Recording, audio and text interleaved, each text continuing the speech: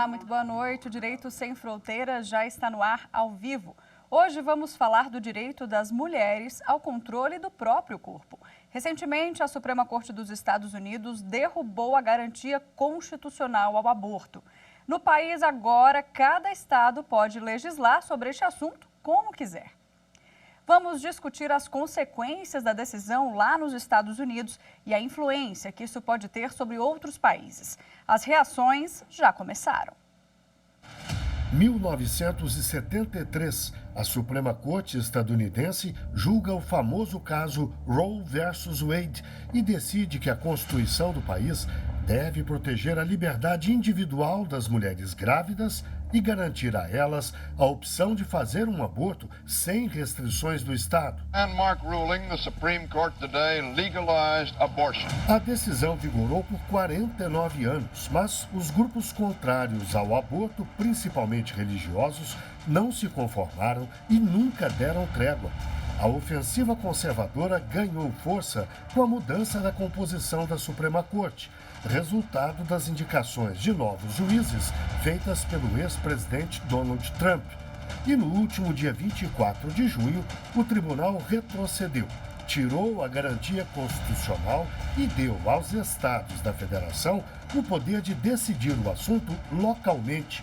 Mais de 20 estados já restringiram ou ameaçam restringir os direitos das mulheres. Au-delà des frontières, la question de l'avortement est relancée en France aussi. Na França, a reação foi imediata. Lá, o aborto é legal há mais de 50 anos. Mas agora, as mulheres pedem que o direito seja incluído na Constituição para evitar investidas conservadoras. Na Escócia, o governo quer impedir protestos contra o aborto em torno de clínicas especializadas. A intenção é evitar o assédio às mulheres que recorrem ao serviço. Na América Latina, grupos de direitos humanos estão em alerta na Argentina, no Uruguai e outros países que permitem o procedimento sem grandes restrições. Segundo a Organização Mundial da Saúde, o aborto é legal com poucas restrições em 67 países. Em 14, é permitido por razões socioeconômicas. O procedimento é totalmente proibido em 26 países. E em 95 é proibido com algumas exceções, como para salvar a vida da mulher, ou porque ela foi vítima de estupro, ou porque o feto é inviável. O Brasil se enquadra nesta última situação. Mesmo assim, grupos religiosos tentam impedir os procedimentos até em casos em que crianças de 10 ou 11 anos são estupradas. Em todo o país, 4 meninas de menos de 13 anos são estupradas por hora. E para a gente explicar melhor este assunto, vamos conversar ao vivo agora com a Mina Guerra, que é professora de Direito Internacional, e também com a Gabriela Rondon, que é advogada e pesquisadora da ANIS, Instituto de Bioética. Muito obrigada a vocês duas pela participação aqui, uma alegria tê-las comigo para explicar esse caso que é tão importante, né, e faz parte da vida de nós, mulheres. Então, por favor, eu quero começar com a doutora Mina. Doutora Mina, explica para a gente por que caiu essa regra nos Estados Unidos. Isso é uma herança, né, do governo do Donald Trump? A gente pode entender dessa forma? Bom, caiu essa inconstitucionalidade justamente por causa da última decisão que nós tivemos da Suprema Corte nos Estados Unidos. Então, antigamente era proibido essa criminalização do aborto por parte dos estados, agora não é mais. Sem dúvida, o fato de Donald Trump ter eleito alguns dos juízes conservadores que apoiaram essa decisão influenciou sim, né? Os juízes conservadores, basicamente, eles se basearam no fato de que a Constituição estadunidense, ela não se refere ao aborto em nenhum momento. Então, eles entenderam que aquela decisão, né, esse entendimento que prevalecia até então, lá desde os anos 70, ele estava equivocado, ele era errôneo, porque a Constituição não trata desse tema. Então, esses juízes entendem que esse caso deve ser levado à população, para que a população decida sobre esse tema por meio dos seus representantes eleitos. Então, o caso que chegou à Suprema Corte agora, no último mês, e que foi responsável por reverter esse entendimento, ele analisava uma proibição do aborto após 15 semanas no Mississippi. Né? Então, é importante também a gente compreender que essas leis anti-aborto, elas já vinham crescendo nos Estados Unidos há muitos anos. Depois a gente pode falar um pouquinho sobre isso, mas já é um cenário que a gente vem observando nos últimos 10 anos, pelo menos, né, um crescimento das leis anti-aborto por parte dos estados e esse crescimento dessa onda conservadora. Agora, Gabriela, a gente mencionou aqui no início, né, que esse foi um caso de 1973, casos Roe versus Wade. Você pode explicar para a gente como é que chegou? Porque eu achei tão curioso quando eu li para pesquisar aqui e fazer o programa, que tudo começou no Texas com 2 advogadas, que é também um estado extremamente conservador, que inclusive tem também uma legislação que já eu quero que a gente explique melhor. Queria que você inicialmente pontuasse isso para contextualizar quem não acompanhou esse caso desde lá do início. Claro, obrigada. Então, justamente o caso Roe versus Wade, ele foi decidido a partir da demanda de uma mulher concreta no estado do Texas, que questionava a criminalização do aborto no estado e demandava a possibilidade de interrupção da gestação. Ela era uma mulher que, inclusive, já era mãe, estava na sua 3ª gestação e demandava, por diversas razões, que ela pudesse ter esse direito de interromper. Só que o caso só chegou à Suprema Corte, só entrou na agenda de decisão da Suprema Corte alguns anos depois. Então, de fato, quando ele foi decidido, ele não resolveu a questão individual da demanda dessa mulher, mas serviu como um momento de discussão mais ampla, discussão constitucional, sobre se seria possível, de fato, criminalizar, se o Estado teria interesse e deveria proibir o aborto. E aí, de fato, o que se decidiu naquele momento é que não, com uma interpretação derivada da 14ª emenda da Constituição dos Estados Unidos, se entendeu que havia um direito à privacidade que protegeria, inclusive, as mulheres nas suas decisões individuais sobre a gestação e os profissionais da saúde que as acompanhassem. Então, isso ficou determinado nesse julgamento, ainda depois com um desenvolvimento maior sobre a questão dos trimestres, né, de que no primeiro trimestre o Estado não poderia, de jeito nenhum, impedir o acesso ao aborto, os estados, né? No segundo trimestre poderia haver uma regulação maior, desde que fosse para proteger a saúde das mulheres, e no terceiro trimestre poderia haver regulamentações ainda mais estritas, desde que não se evitasse os casos extremos, né? Se a mulher precisasse, por risco à vida, enfim, isso ainda deveria ser garantido. Mais ou menos isso em resumo. Perfeita a explicação. Agora, Amina, retorno aqui para você. Como é que fica a situação hoje em dia, né? Cada estado lá vai legislar de uma forma, cada um vai deixar ou não, né, permitir ou não o aborto. O que a gente já sabe, né, até agora? Exatamente. Agora, cada estado vai poder fazer a sua própria legislação, então a questão, ela ficou de incumbência dessas legislações estaduais, e a expectativa é que cerca de metade dos estados nos Estados Unidos proíba o aborto a partir de agora. Muitos estados já estavam com o que a gente começou a chamar de uma legislação engatilhada, quer dizer, eles estavam só esperando a decisão da Suprema Corte para aprovar as suas próprias leis estaduais, fazendo essa restrição, né? Então, por exemplo, o Missouri e Louisiana foram os primeiros a pôr fim a esse direito. A expectativa é que, por exemplo, estados como a Califórnia, que Nova York, a prática do aborto ela continue sendo legal, né? E, assim, a mulher que reside num estado onde esteja prevista a partir de agora a ilegalidade desse aborto, ela ainda vai poder viajar para um outro estado, né, para conduzir essa operação.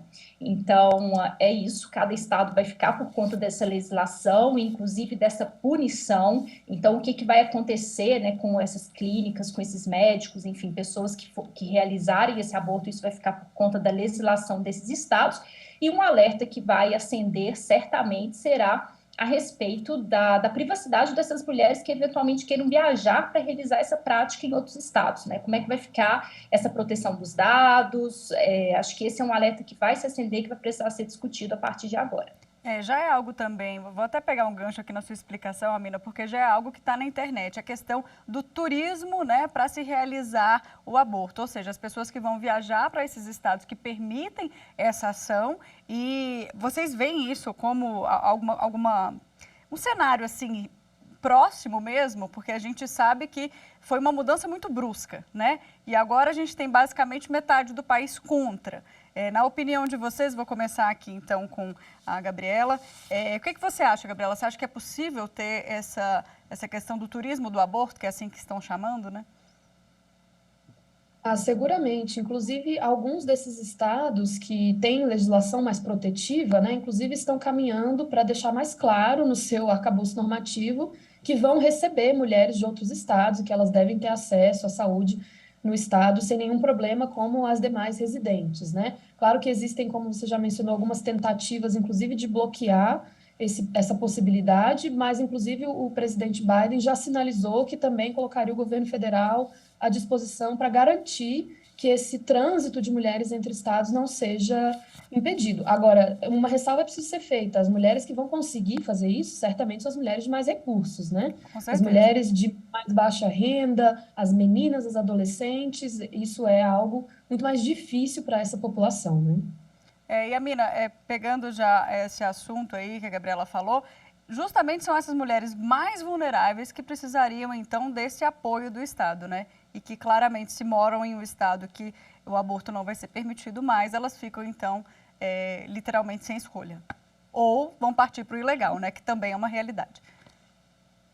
Sim, com certeza. Essa é uma das maiores preocupações quando a gente trata dessa temática das legislações anti-aborto, é justamente como garantir esse acesso à saúde integral, principalmente a mulheres que não têm condição de realizar o procedimento de maneira segura e que ainda assim irá fazê-lo, né? Porque o que a gente percebe na prática é que a criminalização de diversas situações, ela não necessariamente impede a prática daquelas situações, a ocorrência daquelas situações. O que vai impedir mesmo é uma assistência integral, né, a proteção dos direitos humanos das pessoas que vão acabar incorrendo nestas práticas.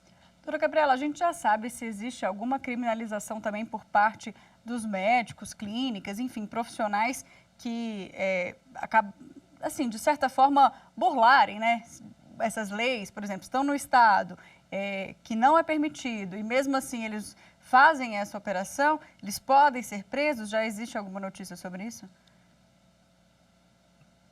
Sim, claro que isso vai depender da legislação de cada estado, né? Mas como a doutora Amina já mencionou, cerca de metade ou já proibiu ou está em vias de proibir e utilizando em regra do direito penal mesmo como a forma de regulação, né? E algo que é importante mencionar: a decisão da Suprema Corte não estabeleceu nenhuma exceção. Então, inclusive, a interrupção da gestação em caso de, por exemplo, risco à vida ou em caso de estupro ou incesto, é possível que os estados proíbam e é possível que os profissionais da saúde que realizam procedimento nessas situações extremas também sejam virtualmente criminalizados, né? Porque não há nenhuma exceção e a maioria das leis criminalizadoras dos estados também não está prevendo exceções. Então, esse é um cenário bastante preocupante, né? Eu tenho mais questionamentos aí para fazer para vocês, mas eu vou chamar um intervalo aqui rapidinho. Peço que vocês aguardem aí, você de casa também. A gente faz um intervalo e volta na sequência. Não saia daí.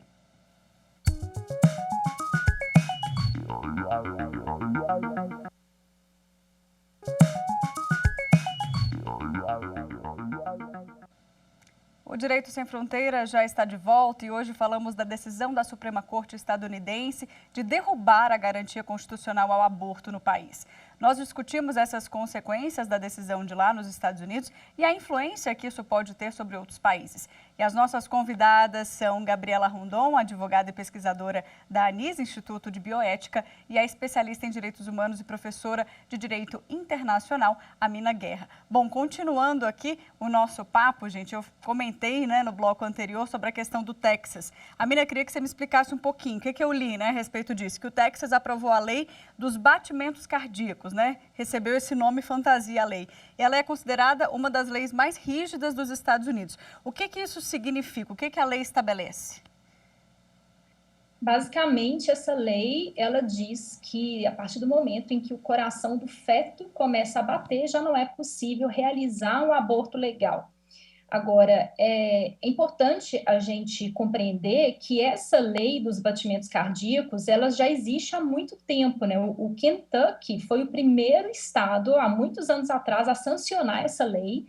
É importante a gente compreender, portanto, que esse movimento anti-aborto, ele já vem de cerca de uma década. Então, o Kentucky, já há muitos anos atrás, buscou sancionar essa lei, fizeram uma previsão de prisão para as grávidas e para os médicos que efetuassem essas práticas. O Ohio depois fez uma lei parecida também e complementou com uma previsão de pagamento de multa para quem realizasse o aborto.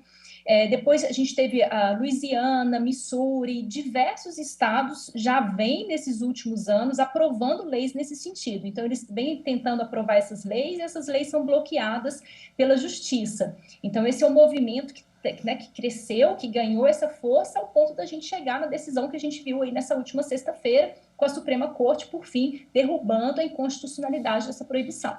Entendi. Agora, Gabriela, o atual presidente, né, Joe Biden, pode fazer alguma coisa, né, tem alguma articulação, seja política, jurídica, que ele consiga fazer para reverter essa decisão?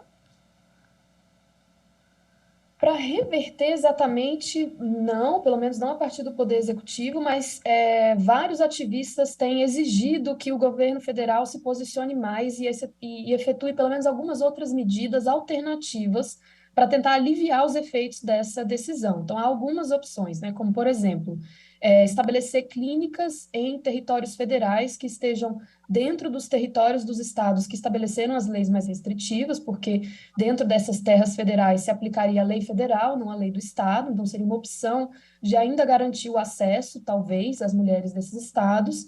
Outra opção mais factível seria justamente garantir o acesso a medicamentos, porque a OMS estabelece, né, que é seguro a realização do autoaborto nas primeiras semanas de gestação, então que as mulheres podem ter acesso ao medicamento que realiza o procedimento e fazer nas suas próprias casas, com acesso à informação, isso é plenamente possível, e o acesso ao medicamento é regulado por leis federais, então seria mais fácil que as mulheres, mesmo que não tenham acesso a uma clínica no estado, possam ainda ter acesso aos medicamentos e realizar o autoaborto, e isso ainda ser possível. Outra possibilidade seria, por exemplo, o presidente declarar um estado de emergência de saúde pública por essa questão da impossibilidade de acesso ao aborto, que permitiria alguma possibilidade, alguma manobra de destinação de recursos especiais a essa questão. Então, existem algumas saídas, elas não são exatamente reversão do precedente, mas elas são medidas de atenção à saúde das mulheres a partir do governo federal, né? Vamos acompanhar, então, e ver, né, no que isso vai dar. Agora, eu quero trazer alguns dados, gente, para a gente refletir mesmo, né? Porque a gente sabe que a questão da opinião do aborto, ela é pessoal, mas existem dados que chocam e que é preciso a gente trazer aqui à luz do debate. Então, segundo a OMS, todo ano 39 mil mulheres morrem e milhões são hospitalizadas por causa de abortos ilegais. Então, Amina, diante disso, eu te pergunto, isso não seria um retrocesso do ponto de vista de direitos humanos? Sem dúvida, a prática demonstra isso, que você criminalizar o aborto não impede que o aborto aconteça. E a gente vê isso com inúmeros cenários, né? O tema da migração, por exemplo, hoje muito em voga também. O fato de você criminalizar uma migração não documentada não impede que as pessoas migrem, que as pessoas busquem realizar aquilo dali. Então, com o aborto não é diferente, a criminalização ela não impede a realização da prática, né? O que a gente sabe é que a prática feita pela mulher sem nenhum amparo, sem condições de higiene, sem orientação, sem estrutura, mata. Então, a gente precisa discutir melhor o que significa essa proibição do aborto, o que significa esse ser pró-vida, né? Nós temos instrumentos internacionais de direitos humanos, como, por exemplo, a Convenção Interamericana para prevenir, punir e erradicar a violência contra a mulher, a Convenção da ONU sobre a eliminação de todas as formas de discriminação contra a mulher, que vão trazer o direito das mulheres, não vão tratar especificamente da questão do aborto, mas vão trazer a importância das mulheres terem acesso a serviços médicos, inclusive serviços referentes ao planejamento familiar, né? O direito da mulher ao reconhecer o direito da mulher à vida, à integridade física, à integridade mental, à integridade moral. Então, a pergunta é, até que ponto proibir o aborto é compatível com esses instrumentos internacionais? Será que essa proibição ela é de fato compatível com o direito da mulher à integridade física, moral, enfim, e a todos esses outros direitos da mulher previstos em convenções internacionais? Então, me parece que essa discussão ela deve ter esta tônica, né? Em qual medida e qual é o alcance que essa criminalização ela confere aos direitos da mulher. Perfeito.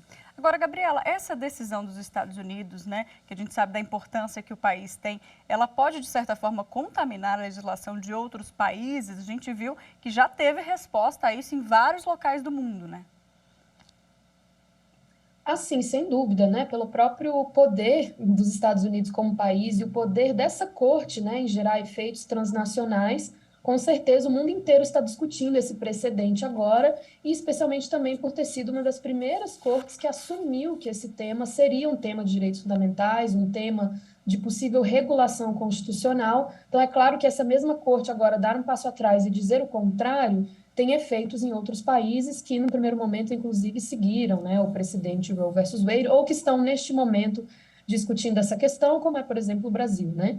Mas os efeitos, eles não são numa única direção, como a gente já viu na matéria inicial. Existe também um efeito de resistência por temor a esse possível retrocesso em outros países que estão levando a discussões de ampliação da segurança jurídica em torno da proteção do direito ao aborto, né? Então, além dos países que já foram mencionados aqui no início, por exemplo, Israel está discutindo isso também. Então, os efeitos, eles não são numa única direção, né? Eles podem ser efeitos, inclusive, de se enfatizar a importância de proteger o direito das mulheres nesse tema de maneira mais explícita, né? A gente observou também na reportagem do bloco anterior que a Argentina, algumas pessoas sugeriram isso, né, nessas manifestações que a Gabriela mencionou, de colocar isso na Constituição para que não houvesse nenhum risco.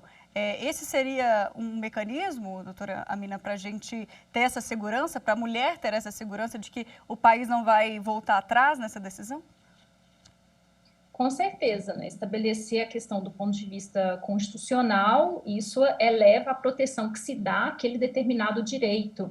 É muito interessante a gente ver como que cada país construiu, os países que legalizaram o aborto, cada um deles construiu sob uma ótica diferente esse direito, né? A doutora Gabriela falou no início que os Estados Unidos, eles construíram essa legalização sob a base do direito à privacidade da mulher, né?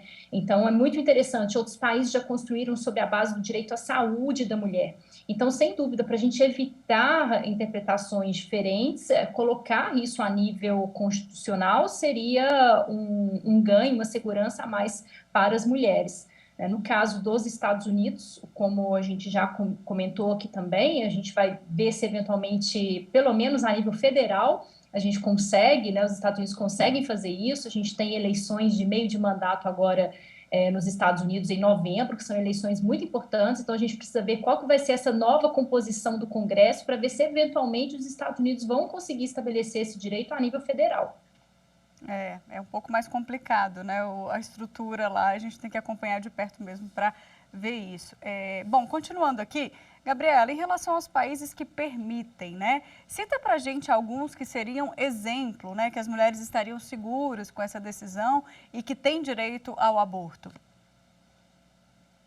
Existem muitos países e países bastante diversos entre si, inclusive, né? Desde, por exemplo, o Reino Unido até Cuba, Uruguai, Argentina recentemente, mas vários países, inclusive no continente africano. Existe uma variação muito grande da regulamentação, mas o que a gente percebe, inclusive, é que em vários países em que houve a descriminalização do aborto, depois, em médio prazo, foi possível perceber, inclusive, a diminuição do número de abortos. Então, inclusive, de maneira a contestar algo que comumente se diz, né, que se você tiver uma legislação mais protetiva, se você descriminalizar, que eventualmente o aborto vai ser, entre aspas, banalizado, né, que vai ser uma prática recorrente que as mulheres o tempo todo vão desejar fazê-lo.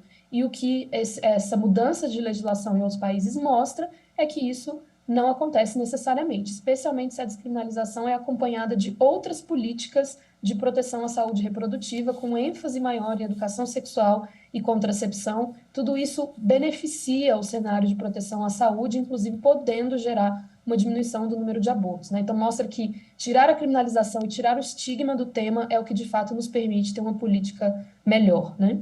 E a questão religiosa, ela é muitas vezes esse impeditivo, né, para a pessoa fazer um aborto. Agora, eu quero sua opinião, doutora Amina, nos países que, né, são laicos, como o nosso país, faz sentido essa questão religiosa? Não deveria fazer sentido.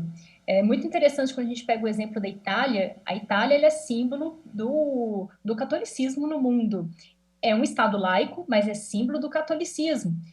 E na Itália, o aborto ele é permitido até os primeiros 3 meses de gestação. Então, eu entendo que não seja uma discussão totalmente simples, porque envolve uma série de questões, questões de ordem bioética, ética, moral, né, costumes, religiosa, como você comentou. Ainda existem inúmeras teorias, né, para a gente, até dentro do direito mesmo, quando que se inicia a vida, se existiria aqui uma forma da gente balancear, né, esse direito da mulher e o direito à vida do feto. Existem inúmeras teorias de quando que a vida se inicia, se é no momento da concepção, se é no momento do nascimento com vida daquela criança. Então, enfim, mesmo se a gente limitasse a questão ao ponto de vista jurídico, isso não seria totalmente simples. Mas o que eu percebo, o que eu entendo, é que essa discussão a respeito do aborto, ela deveria estar muito mais no campo dos direitos reprodutivos e dos direitos sexuais da mulher do que no campo estritamente do direito penal. Então, eu percebo que, apesar, né, desse tema complexo e delicado, a gente precisa movimentar um pouco a nossa ótica para a gente enxergar, de fato, os direitos da mulher nestas situações. Por falar nisso, muitas mulheres argumentam, né, que a questão da proibição do aborto é uma forma de controle do nosso corpo. Gabriela, como é que você avalia isso? Você acredita também nessa vertente? Sim, infelizmente o tema foi tornado um tema polêmico, né, e carregado dessa questão ideológica. Poderia ser de outra forma, poderia ser tratado como uma questão de saúde e de maneira, inclusive, mais fiel às evidências, até porque, como mencionei anteriormente, se nós fôssemos de fato nos preocupar e perguntar de maneira genuína qual é o arranjo de políticas que de fato pode diminuir o número de abortos, por exemplo, as evidências já nos mostram que não é a lei penal que tem esse efeito, né? Tanto que os países de leis restritas, bastante criminalizadoras, têm taxas altas de aborto, que eles acontecem na clandestinidade. Em geral, esses países têm taxas altas de aborto porque também não têm boas políticas de saúde reprodutiva, também porque mantém esse tema dentro do campo do estigma, né? Então, justamente, se a gente tiver uma preocupação genuína com a vida e não tivesse baseando simplesmente em questões de dogmas, nós temos que fazer essa pergunta e a pergunta vai nos levar a políticas mais complexas que estejam colocando a saúde mesmo no centro do debate. Bom, gente, eu adorei nosso bate-papo, mas meu tempo chegou ao fim. Eu tinha ainda mais perguntas aqui. Eu quero muito agradecer a participação de vocês. Doralina, muito obrigada. Eu que agradeço. Foi um prazer estar com vocês aqui hoje. Gabriela, agradeço também a sua participação. Muito obrigada por tratarem desse tema. Bom, muito obrigada também a você de casa que nos acompanhou até agora. Não deixe de seguir aqui na nossa programação e também visitar as nossas redes sociais. A gente está no YouTube, Spotify, Instagram, Twitter. É isso, gente. Uma boa noite e até a próxima. Tchau, tchau.